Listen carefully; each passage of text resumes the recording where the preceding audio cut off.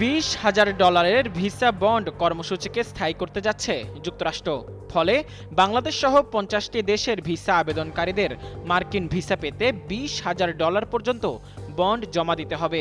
অনলাইনে প্রকাশিত ট্রাম্প প্রশাসনের এক বিজ্ঞপ্তিতে বলা হয়েছে, কনস্যুলার কর্মকর্তারা ভিসা প্রদানের শর্ত হিসেবে সংশ্লিষ্ট ভিসা আবেদনকারীদের বন্ড জমার নির্দেশ দিতে পারেন। তবে কোন আবেদনকারীকে বন্ড দিতে হবে তা সংশ্লিষ্ট কনস্যুলার কর্মকর্তাই নির্ধারণ করে দিবে।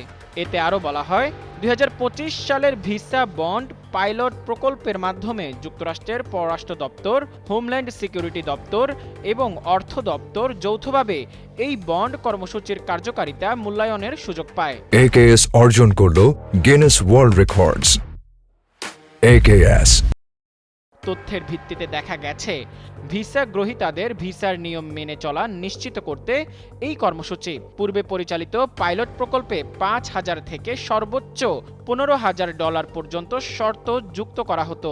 এবার $5,000 অপশনটি বাতিল করে বন্ডের সর্বোচ্চ পরিমাণ বাড়িয়ে $20,000 নির্ধারণ করেছে যুক্তরাষ্ট্র। আগামী 3 আগস্ট থেকে এই নতুন নিয়মটি কার্যকর হবে, যেখানে 50টি দেশের মধ্যে 30টি আফ্রিকার দেশ।